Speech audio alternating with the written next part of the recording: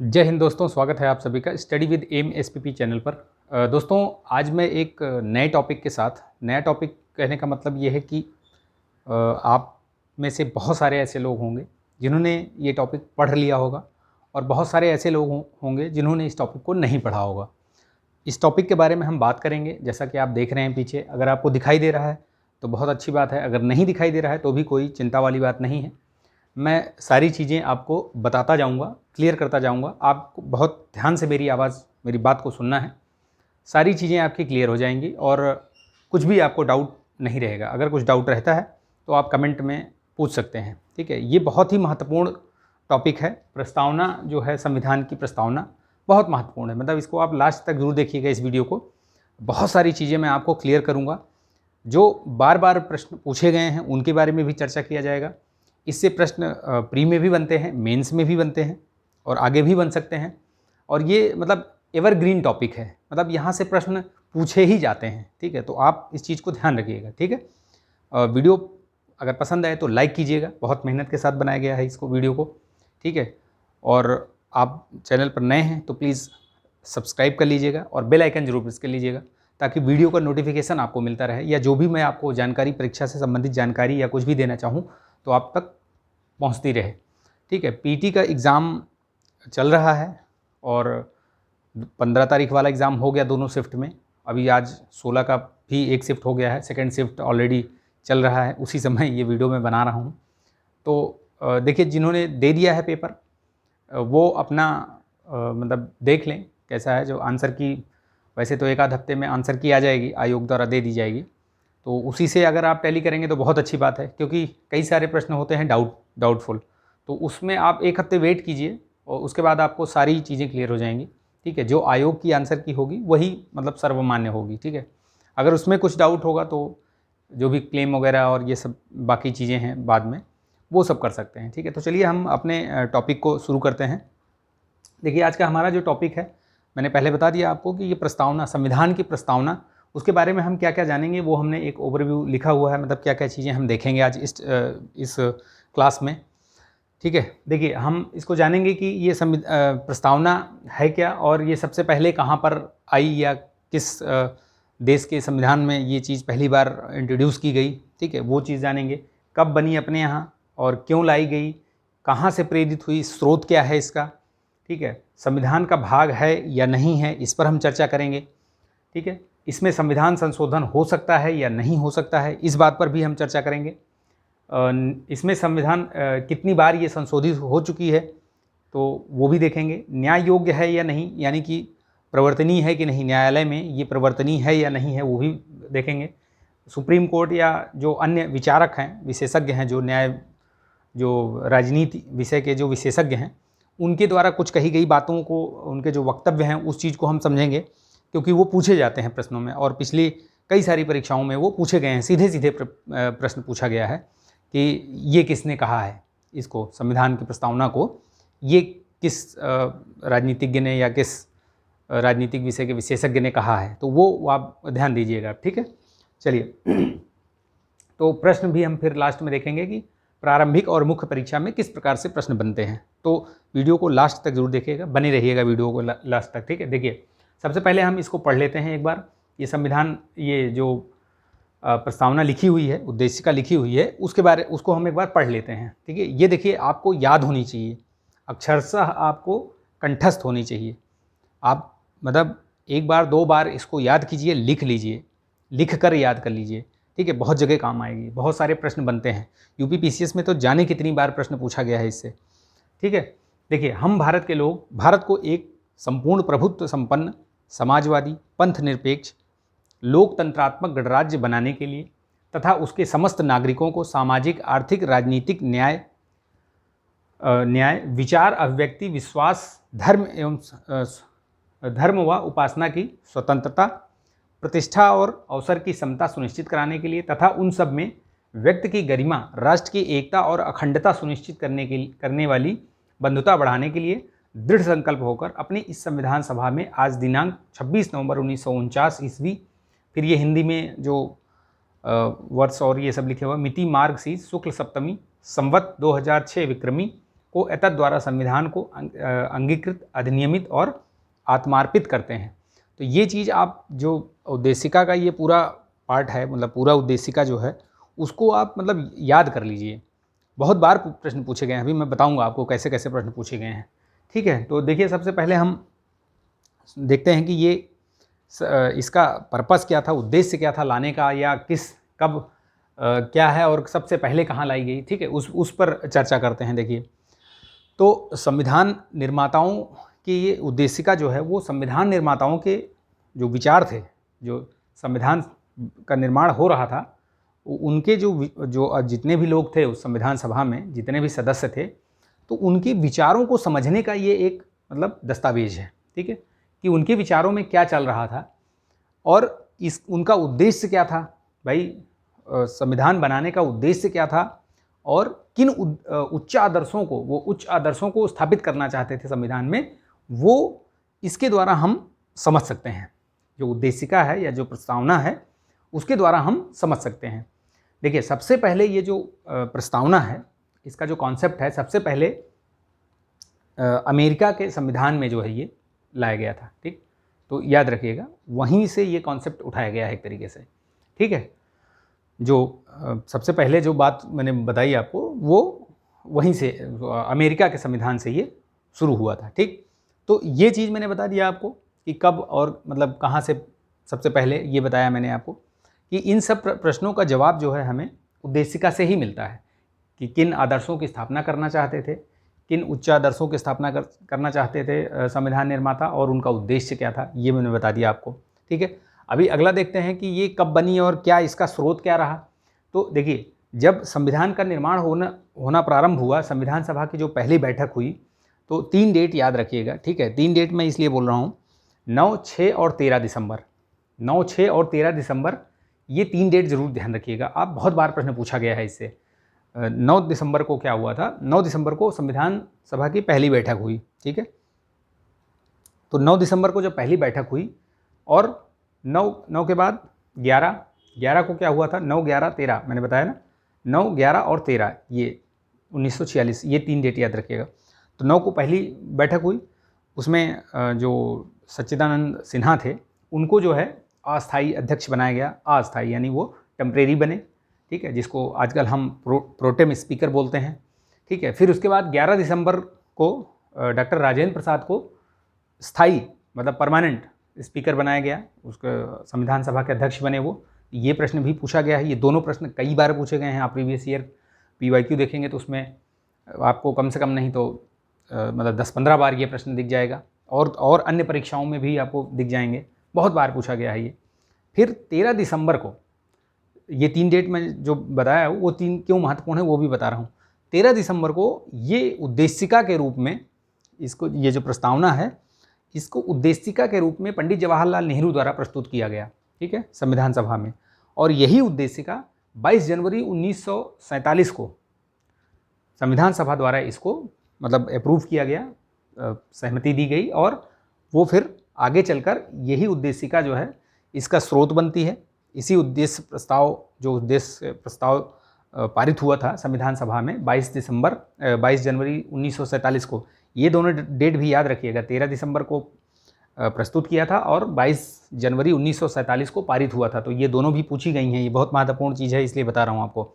ये दोनों डेटें याद रखिएगा, ये जो तारीखें हैं ये याद रखिएगा, 13 दिसंबर 1946 और 22 जनवरी 1947, क्योंकि इससे प्रश्न पूछा गया है प्री में, इसलिए मैं बोल रहा हूँ। ठीक है, तो ये उसी प्रक्रिया के निर्माण के दौरान बता दिया मैंने आपको, वही संशोधित रूप है, ये उसी का संशोधित रूप है, और उद्देशिका हो गई वो, उसी में कुछ चीज़ें थोड़ा बहुत काट छाँट करके इसको बना दिया गया।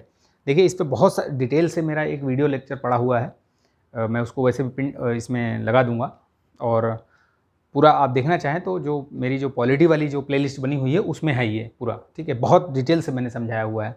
ठीक है, एक एक शब्द पर जो ये शब्द दिए गए हैं उन पर सब पर चर्चा की गई है, चाहे वो समाजवादी, पंथनिरपेक्ष, लोकतंत्रात्मक गणराज्य, आर्थिक राजनीतिक न्याय, ये सब जितने भी हैं सब पर चर्चा किया गया। ठीक है, चलिए नेक्स्ट देखते हैं इसके हिसाब से कहाँ से प्रेरित, ये स्रोत बता दिया मैंने। संविधान का भाग है या नहीं, इसके बारे में थोड़ा सा चर्चा कर लेते हैं। बहुत ओवर मतलब जाएंगे तो मतलब बहुत डीप में नहीं, लेकिन हाँ बता दूंगा मैं आपको उतना जितना आपके परीक्षा में पूछा जाता है। देखिए, बेरुबारी वाद एक वाद हुआ था 1960 में। उसमें सुप्रीम कोर्ट ने क्या बोला था, उसमें सुप्रीम कोर्ट ने बोला था कि भले ही ये जो प्रस्तावना है वो भले ही संविधान निर्माताओं के विचार को समझने की कुंजी है, लेकिन ये संविधान का भाग नहीं है। यानी कि अगर आपसे प्रश्न इस तरीके से पूछे कि किस वाद में या कब संविधान सभा को प्रस्तावना को संविधान का भाग नहीं माना गया था, तो याद रखिएगा बेरुबारी वाद 1960। यानी इसमें ये सुप्रीम कोर्ट ने संविधान का भाग नहीं माना था, इसका अंग नहीं है, ऐसे करके बोला था, सीधे सीधे बोला था। ठीक है, जहाँ संविधान का प्रेरणा स्रोत भले ही है, मतलब ये संविधान का प्रेरणा स्रोत हो सकती है, लेकिन ये इसका अंग नहीं है। जहाँ संविधान की भाषा संदिग्ध या अस्पष्ट होती है, वहाँ उद्देशिका के माध्यम से संविधान निर्माताओं के आशय को समझने का प्रयास किया जाता है। यानी उनको जहाँ पर अगर संविधान में कुछ ऐसी चीज़ें हैं जो अस्पष्ट और समझ में नहीं आ रही हैं, तो उद्देशिका के माध्यम से, प्रस्तावना के माध्यम से उस चीज़ को समझने का प्रयास किया जाता है और उससे समझा जाता है और हल निकाला जाता है, यानी कि वो उसमें सहायक होती हैं। ठीक है, संविधान निर्माताओं के विचार को जानने की कुंजी है, ये पूछा जाता है। ये जो सेंटेंस है, ये वाक्य जो है, याद रखिएगा, संविधान निर्माताओं के विचारों की कुंजी है, ये जानने की कुंजी है। ये किसने कहा था? तो सुप्रीम कोर्ट ने कहा था, बेरुबारी वाद संघ में कहा था ये 1960 में। आगे चलकर धीरे धीरे जब मतलब कुछ चीज़ें ऐसी हुई, बीच में घटित हुई, वो मैं बताने जाऊंगा तो बहुत सारे आप मतलब वीडियो बहुत लंबा हो जाएगा, उसके लिए किसी और वीडियो में वो चीज़ बताएंगे आपको। इसमें केशवानंद भारती बनाम केरल राज्य 1973 में, उसमें जो एक वाद हुआ था, जिसमें बहुत फेमस वाद हुआ है, ये इस पे प्रश्न भी पूछा गया है कई बार, तो उसमें याद रखिएगा, उसमें उन्होंने बोला था, ये अपना जो पहले वाला निर्णय था उसको पलट दिया और उसमें कहा कि नहीं, प्रस्तावना जो है वो संविधान का अंग है और उसमें सरकार जो है वो ये संशोधन भी कर सकती है, लेकिन वहीं से मूल जो ढांचे का सिद्धांत है, पूछा जाता है ना, मूल ढांचे का सिद्धांत वहीं से आया। ठीक है, मूल ढांचे का सिद्धांत वहीं से आया। तो ये भी प्रश्न पूछा गया है कि मूल ढांचे का सिद्धांत जो है वो कब से शुरुआत माने जाते हैं, तो केशवानंद भारती बनाम, ये केशवानंद भारती लिखते हैं, वैसे ये मैंने भारती मुझे लगता छूट गया ये, तो यहाँ पे ये आप इसको लिख लीजिएगा। ठीक है, केशवानंद भारती बनाम, ये बहुत ही फेमस केस है। ठीक है, केरल राज्य, ठीक है, 1973 में, याद रखिएगा ये चीज़। तो इसमें बताया गया था, वो पिछला वाला निर्णय जो है अपना पलट दिया और संविधान का अंग स्वीकार किया इसको। संविधान की संशोधन किया जा सकता है इसमें, और जो स्थान अन्य उपबंध हैं, संविधान में जो भी उपबंध, अन्य उपबंध दिए गए हैं, वही स्थान जो है इसका भी है, प्रस्तावना का भी है। उसी बेस पे बोला कि मूलभूत ढांचा बरकरार रहना चाहिए, संशोधन करना है तो मूलभूत ढांचा उसका नहीं बिगड़ना चाहिए, संशोधन कर सकते हैं आप। अब देखते हैं नेक्स्ट क्या है कि कितनी बार संशोधित किया गया है, तो एक ही बार इसमें संशोधन हुआ है, इस पर भी प्रश्न पूछा गया है। मैंने यहाँ जो चीज़ लिखी है वो चाहे वो डेट लिखी हो या कुछ भी लिखा हो, मैंने सेंटेंस लिखा हो, वो प्रश्न पूछा गया है, तो बहुत महत्वपूर्ण है ये। आप पूरा देखिएगा वीडियो, एक दो बार देखिएगा, आपका इससे प्रस्तावना से अगर कोई प्रश्न आएगा तो गलत नहीं होगा। एक बार संशोधन किया गया है 1976 में, 42वां संविधान संशोधन, और ये पहले भी मैंने कई बार चर्चा किया है इस चीज़ को। एक ही बार संशोधन हुआ है और उसमें कुछ वर्ड, कुछ शब्द जोड़े गए थे प्रस्तावना में। क्या क्या जोड़े गए थे, उन पर भी प्रश्न पूछा गया है, तो ये चीज़ याद रखिएगा। समाजवादी एक शब्द, दूसरा पंथनिरपेक्ष, तीसरा अखंडता, ये 3 शब्द जोड़े गए थे। ठीक है, समाजवादी, पंथनिरपेक्ष और अखंडता। एक चीज़ और जोड़ा गया था, वो भी ध्यान रखिएगा, क्योंकि पूछा जाता है और इसी से पूछा जाता है रिलेट करके। जो 42वां संविधान संशोधन है इसी से संबंधित है, इसलिए मैं और बता देता हूँ। ड्यूटीज़, जो मूल कर्तव्य जोड़े गए थे, क्योंकि आपको पता है, अगर आप नहीं मालूम है तो जान लीजिए, अगर मालूम है तो बहुत अच्छी बात है कि 1942 में 1942 नहीं, जो 42वां संविधान संशोधन था, उसी के माध्यम से जो संविधान में मूल कर्तव्य जोड़े गए हैं, फंडामेंटल ड्यूटीज़ जोड़ी गई हैं 11, वही इस संशोधन के माध्यम से उसको भी जोड़ा गया था। तो इसका एक शॉर्ट ट्रिक है, अगर आप याद रखेंगे तो आप मतलब कभी आपका गलत नहीं होगा चीज़। ठीक है, SSID, ये याद रखिएगा, SSID यानी कि सोशल, सेकुलर, इंटीग्रिटी और ड्यूटीज़, SSID करके याद रखिएगा। ठीक है, SSID यानी कि समाजवादी, पंथनिरपेक्ष और अखंडता, ये चीज़ याद रखेंगे तो याद रहेगा। ठीक है, ये प्रश्न पूछा गया है, बार बार पूछा गया है, इसलिए मैं आपको बताते रहा हूँ। तो ठीक है, एक बार संशोधन हुआ है। ये आगे क्या है कि ये न्यायोचित है या नहीं है, यानी कि प्रवर्तनीय है न्यायालय में कि नहीं है। तो इसको उसी टाइम पे बोला गया था कि ये न्याय योग्य नहीं है, ये प्रवर्तनीय नहीं है। ठीक है, ये इसमें केशवानंद बनाम भारती वाले केस में, केशवानंद भारती बनाम केरल राज्य जो केस हुआ था, उसमें ये चीज़ भी बोला गया था कि ये प्रवर्तनीय नहीं है। भले ही मतलब इससे कोई जहाँ पर मतलब संविधान में कोई शब्द या कोई चीज़ अस्पष्ट समझ में नहीं आ रही है, तो भले ही उससे गाइडेंस लिया जाता है प्रस्तावना से, लेकिन ये प्रवर्तनीय नहीं है न्यायालय में। ठीक है, और इसी में ये भी बताया गया था कि ये ना तो मतलब विधायिका की शक्ति का स्रोत है और ना ही इससे जो है वो विधायिका की शक्ति को ये सीमित करती है। तो ये चीज़ भी याद रखिएगा, ये सेंटेंस में पूछा गया है प्रश्न। ठीक है, तो याद रखिएगा ये कि ना ही तो ये विधायिका का शक्ति का स्रोत है और ना ही ये विधायिका की शक्ति को सीमित करती है। ठीक है, और एक चीज़ याद रखिएगा, क्या चीज़ कि ये न्याय योग्य नहीं है, वो मैंने बता दिया आपको, प्रवर्तनीय नहीं है। ठीक है, ये भी बता दिया आपको। तो ये चीज़ याद रखिएगा। जैसे कई बार पूछा जाता है ना कि संविधान के स्रोत, शक्ति का स्रोत क्या है, तो ये जो शक्ति का स्रोत है वो ये है, ये वाला जो शब्द है ना, ये इसको याद रखिएगा कि हम भारत के लोग। ठीक है, तो हम भारत के लोग, ये शक्ति का स्रोत है ये। ठीक है, शक्ति का स्रोत है, तो ये चीज़ ध्यान रखिएगा। ठीक है, अभी इसमें जब आप देखेंगे तो ये मैंने बता दिया यहाँ तक सारा। इसमें देखिए विशेषज्ञों द्वारा जो विशेषज्ञों की बात की गई है कि क्या कहा है, किसने क्या कहा है। तो देखिए कुछ जो बहुत ही मतलब फेमस हैं, प्रसिद्ध वाक्य हैं और वो पूछे भी गए हैं, मतलब कई सारे उसमें पूछे गए हैं। देखिए जैसे इसमें ये है, संविधान की आत्मा कहा गया है। तो संविधान की आत्मा का किसने कहा है, तो ये जस्टिस एम हिदायतुल्लाह ने कहा था। और गोलकनाथ बनाम पंजाब राज्य वाले मामले में ये चीज़ उन्होंने कहा था कि ये प्रस्तावना जो है वो संविधान की आत्मा है। ये चीज़ भी ध्यान रखिएगा। राजनीतिक जन्मपत्री प्रस्तावना जो है वो संविधान की राजनीतिक जन्मपत्री है, यानी कि संविधान प्रस्तावना को क्या कहा था, राजनीतिक जन्मपत्री कहा था, पॉलिटिकल होरोस्कोप कहा था। किसने कहा था, के एम मुंशी ने, याद रखिएगा। ठीक है, के एम मुंशी ने। संविधान सभा का परिचय पत्र किसने कहा था, संविधान सभा का ये संविधान का परिचय पत्र, तो N.A. पालकी वाला जो न्यायविद रहे हैं, वो N.A. पालकी वाला ने कहा था कि ये संविधान का परिचय पत्र है। ठीक है, ये चीज़ भी ध्यान रखिएगा। इसमें जो शब्द आते हैं उन शब्दों को थोड़ा सा ध्यान रखिएगा, क्या क्या जैसे मेन शब्द हैं, इस पे प्रश्न पूछे गए हैं। जैसे संपूर्ण प्रभुत्व संपन्न, समाजवादी, पंथनिरपेक्ष, लोकतंत्र, गणराज्य। इसकी मैंने बहुत डिटेलिंग में क्लास ली हुई है। क्लास पिछले आप देखेंगे पॉलिटी वाली जो प्लेलिस्ट बनी हुई है उसमें देखेंगे तो मैंने बहुत अच्छी तरीके से समझाया है। तो मैं उसको बहुत डीप में नहीं समझाऊंगा, बस ऐसे आपको एक ओवरव्यू दे रहा हूँ, आपका रिवीजन हो जाएगा अगर आपने पढ़ रखा है तो। देखिए जैसे प्रभुत्व संपन्न का क्या मतलब होता है कि कोई देश जैसे अपना भारत है तो वो अपने बाह्य और आंतरिक नीतियों के लिए मतलब स्वतंत्र है निर्णय लेने के लिए। कहने का मतलब है कि किसी अन्य देश का हस्तक्षेप नहीं होता है, या किसी अन्य देश के कहने पर या हस्तक्षेप से नीतियाँ नहीं चलती हैं। जो भी निर्णय लेना है वो अपने राष्ट्रीय हित में भारत स्वयं लेता है, यानी किसी का हस्तक्षेप नहीं स्वीकार करता। आपने देखा होगा अभी कितने सारे ऐसे केसेस हुए, रूस और जो यूक्रेन का युद्ध चल रहा है उसमें आपने भारत की राजनीति जो कूटनीति है वो देखी होगी आपने अभी। तो उसमें देखिए किसी का मतलब दबाव नहीं रहा है, किसी का कुछ चलता नहीं है।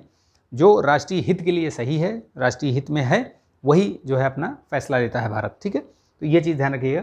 समाजवादी का मतलब ये हुआ, समाजवाद का आप अगर आपने पढ़ा है इतिहास इसमें तो आपको समझ में आएगा कि देखिए जैसे एक तो समाजवाद होता है, ठीक है, एक पूंजीवाद होता है, एक होता है मिश्रित। तो ये एक तरीके से अर्थव्यवस्था के बारे में बताता है कि भाई समाजवाद का मतलब हुआ कि जहाँ पर जो सुविधाएं या वो सब प्रदान की जा रही हैं उसमें मतलब जो राज्य है उसका हस्तक्षेप है, यानी कि उसका ज़्यादा हस्तक्षेप है, तो वो समाजवाद हो जाता है। भारत का जो समाजवाद है वो लोकतंत्रात्मक समाजवाद है। मार्क्सवाद और गांधीवाद दोनों से मिला जुला है ये। ठीक है, दोनों का मिला जुला रूप है, यानी मिश्रित। आपने प्रश्न पूछा भी गया होगा, आपने पूछा गया है, ये देखा होगा आपने PYQ में देखा होगा कि भारत की अर्थव्यवस्था कैसी है, तो मिश्रित अर्थव्यवस्था है, यानी कि उसमें आपको पूंजीवाद भी दिखेगा और आपको समाजवाद भी दिखेगा। मतलब राज्य का भी हस्तक्षेप दिखता है, राज्य बहुत सारे, जैसे देखिए आप एम्स हो गया हो, ये सब हैं। उसी के साथ साथ आपको प्राइवेट हॉस्पिटल्स भी दिखेंगे। तो इस तरीके से देखेंगे तो बहुत सारी चीज़ें हैं। जैसे ट्रेन में भी देख लीजिए, ट्रेन चलती है, साथ में प्राइवेट ट्रेनें भी अभी मतलब स्टार्ट हो गई हैं चलना। तो ये क्या है, ये मिश्रित अर्थव्यवस्था का एक वो है, ठीक है। समाजवाद आपको बता दिया मैंने। पंथ निरपेक्ष का मतलब ये हुआ कि राज्य किसी भी धर्म को, मतलब ये नहीं कि विशेष मतलब मान्यता देगा, यानी कि वो राज्य का धर्म हो जाएगा, ऐसा नहीं है, ठीक है। सभी धर्मों को जो है वो सभी धर्मों को समान रूप से जो है वो समान नज़रों से देखेगा, ठीक है, पंथ निरपेक्ष, ठीक है। और जहाँ हो सकेगा वहाँ पे अगर कोई धर्म किसी उसका मतलब अतिक्रमण कर रहा है तो वहाँ हस्तक्षेप भी करेगा, ठीक है, वो चीज़ है पंथ निरपेक्ष। लोकतंत्र, जैसे बताया आपने कि लोकतंत्र का मतलब ये हुआ कि आपने पढ़ा होगा कि लोकतंत्र का मतलब होता है कि जनता का शासन जनता के लिए और जनता के द्वारा, ठीक है। तो वो होता है लोकतंत्र, यानी कि और अपने यहाँ क्या है, अप्रत्यक्ष लोकतंत्र है। तो ये प्रश्न पूछा गया है, अप्रत्यक्ष लोकतंत्र। अप्रत्यक्ष लोकतंत्र मतलब अपना जो ये है प्रतिनिधि लोकतंत्र प्रणाली भी कहा जाता है इसको। क्या कहा जाता है? प्रतिनिधि, क्योंकि हम चुन के भेजते हैं, ठीक है। हम जो एमएलए एमपी ये सब होते हैं, इनको हम वोट करके भेजते हैं और ये हमारा प्रतिनिधित्व करते हैं, ठीक है। और ये ही लोग मिल करके राष्ट्रपति को चुनते हैं। तो कहने का मतलब है जो हमारे राष्ट्राध्यक्ष हैं उनकी जो नियुक्ति होती है वो एक हमारे ही प्रतिनिधि द्वारा चुने हुए व्यक्तियों द्वारा चुने जाते हैं, इसीलिए इसको प्रतिनिधि लोकतंत्र भी कहा जाता है, ठीक, याद रखिएगा। गणराज्य क्या है? गणराज्य का मतलब ये होता है कि जहाँ का जो राष्ट्राध्यक्ष है, किसी भी देश का राष्ट्राध्यक्ष जो है वो वंशानुगत ना होकर के चुना जाए, यानी उसका वोटिंग के द्वारा उसको चुना जाए, तो वो होता है गणराज्य, ठीक है। तो ये चीज़ याद रखिएगा, एक ओवरव्यू दे दिया मैंने आपको इस तरीके से, ठीक। तो ये सारी चीज़ें मैंने आपको बता दिया, ठीक है। इसमें एक दो चीज़ और देख लीजिए, जैसे एग्ज़ाम इसमें प्रश्न मेंस में पूछा जा सकता है वैसे भी, ठीक है। किस टाइप के प्रश्न बन जाएंगे, ये इनमें से एक दो शब्द दे देंगे, उनकी व्याख्या के लिए बोल दिया जाएगा कि आप इनकी व्याख्या कीजिए, या इसी प्रकार के प्रश्न जो है मेंस में पूछे जा सकते हैं। एग्ज़ाम प्री के लिए देखिए, जैसे संविधान दिवस कब मनाया जाता है, तो संविधान दिवस जो ये 26 यहाँ पे ये डेट है ना, 26 नवंबर 1949 को है। तो इसी दिन संविधान लागू हुआ था, तो 26 नवंबर को जो है वो संविधान दिवस के रूप में मनाया जाता है। विधि दिवस भी कहते हैं इसको, ठीक है। तो विधि दिवस भी याद रखिएगा, ये चीज़ 26 नवंबर को बहुत महत्वपूर्ण है, ठीक, याद रखिएगा इस चीज़ को। विधि दिवस हो गया। किस तारीख को लागू हुआ, ये कई बार प्रश्न पूछा गया है, छोटी से लेकर बड़ी परीक्षाओं में पूछा गया है ये, तो डेट याद रखिएगा 26 नवंबर 1949 को, ठीक है। पूर्ण रूप से गणतंत्र मतलब जब कब लागू हुआ, ये संविधान कब लागू हुआ, तो 26 नवंबर 1950 से ये पूरी तरीके से लागू हुआ, ठीक, याद रखिएगा। देखिए कुछ शब्द जो इसमें आते हैं, जैसे स्वतंत्रता, समता, बंधुत्व, ये सब शब्द कहाँ से लिए गए, ठीक है।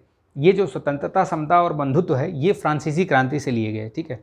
फ्रांसीसी क्रांति जो 18वीं शताब्दी में हुई थी, उस समय से वो शब्द वहाँ से लिए गए हैं। तो ये प्रश्न भी पूछा गया है, स्वतंत्रता, समता, बंधुत्व कहाँ से प्रेरित हैं, तो वो फ्रांस के उससे प्रेरित हैं, याद रखिएगा। सामाजिक, आर्थिक, राजनीतिक न्याय, ये जो है सामाजिक, आर्थिक, राजनीतिक न्याय सुनिश्चित करने के लिए, तो ये कहाँ से प्रेरित है, तो ये रूसी क्रांति से प्रेरित है। तो ये शब्द भी पूछे गए हैं प्रश्न। मैंने इसमें इतने छोटे से मतलब इसमें वाइट बोर्ड में मैंने बहुत सारे प्रश्न आपको बता दिए हैं। किसी भी तरीके का प्रश्न होगा आप हल कर सकते हैं, अगर आपने इसको ध्यान से एक बार सुन लिया है। आप एक दो बार वीडियो देख लीजिएगा, बहुत बड़ा वीडियो नहीं है, 1.25 में स्पीड में करके देख लेंगे तो आपको मतलब बहुत अच्छी तरीके से आपका कोई भी प्रश्न नहीं गलत होगा, चाहे वो मल्टीपल क्वेश्चन उसमें आए, प्री में आए, चाहे वो मेंस में आए, ठीक है, आपके प्रश्न गलत नहीं होंगे। तो आई होप कि ये वीडियो आपको पसंद आया होगा, ठीक है। ये बहुत मेहनत के साथ बनाया है, तो प्लीज़ इसको लाइक कीजिएगा, दोस्तों में शेयर कर दीजिएगा, और चैनल पर नए हैं तो सब्सक्राइब कर लीजिएगा, ठीक है। वीडियो बेल आइकन जरूर प्रेस कर लीजिएगा, ठीक है, ताकि वीडियो का नोटिफिकेशन वगैरह मिलता रहे, ठीक है। तो ये सारी चीज़ें मैंने इसमें कवर कर दिया है आपको, ठीक है। किस प्रकार से प्रश्न बनते हैं वो भी बता दिया मैंने आपको। जैसे एक दो प्रश्न और बता देता हूँ मैं आपको, किस टाइप के प्रश्न पूछे जाते हैं। देखिए, जैसे किस मामले में कहा गया कि प्रस्तावना संविधान का भाग है या नहीं है, इस टाइप के भी प्रश्न पूछे गए हैं, ठीक है। तो आपको मैंने अभी बताया केशवानंद भारती बनाम केरल राज्य, तो उसकी डेट भी याद रखिएगा, उसकी डेट आप जो 1973 है वो भी याद रखिएगा, ठीक। मूल उद्देशिका में भारत को कैसा राज्य या संकल्प राज्य बनाने का संकल्प लिया गया है।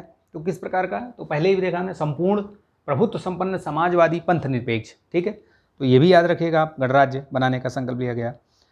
42वें संविधान संशोधन 1976 में उद्देशिका में कौन कौन से शब्द जोड़े गए, ये मैंने आपको बता दिया। तो कौन कौन से शब्द जोड़े गए? SSI, वो याद रखिएगा। या अलग तरीके से भी प्रश्न पूछ सकता है कि किस संविधान संशोधन में या किस वर्ष में जोड़े गए, तो वो भी ध्यान रखिएगा, वाइस वर्सा।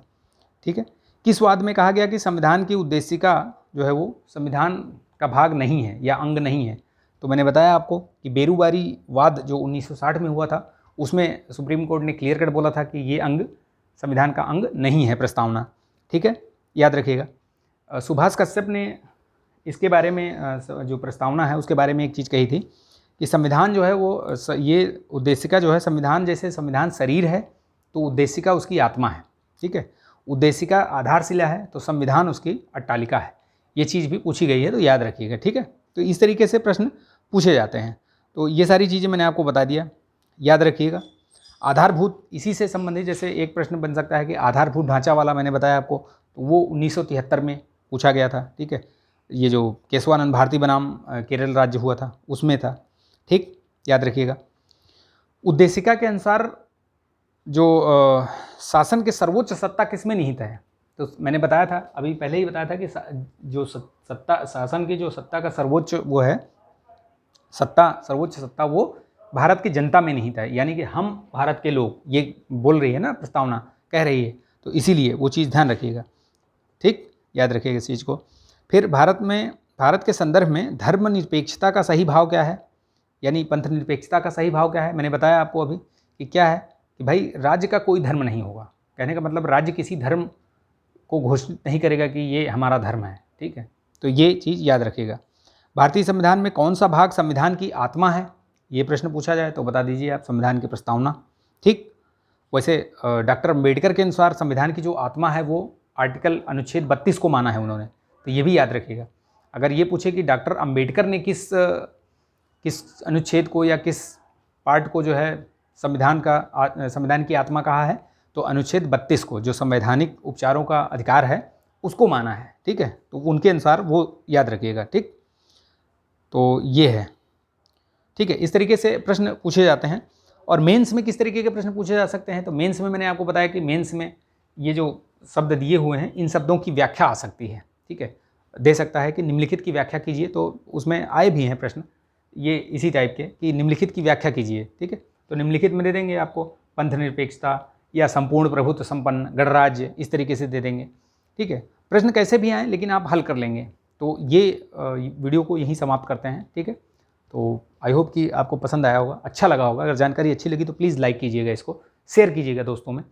और इस तरीके का एक एक टॉपिक, छोटे छोटे टॉपिक, देखिए ये टॉपिक मेन आपको मैंने बताया नहीं, तो ये आपको पता ही होगा। वैसे भारतीय राज्य व्यवस्था का टॉपिक है और ये GS2 से रिलेटेड है। ठीक है, कोई भी टॉपिक आप पढ़िए तो आपको पता होना चाहिए कि कहाँ से ये रिलेट हो रहा है, कौन से सिलेबस से रिलेट हो रहा है, तभी आपको पढ़ने में भी मज़ा आएगा। ठीक है, तो चलिए मिलेंगे नेक्स्ट वीडियो में। तब तक के लिए आप अपना ध्यान रखिएगा, स्वस्थ रहिए, मस्त रहिए, बिंदास रहिए।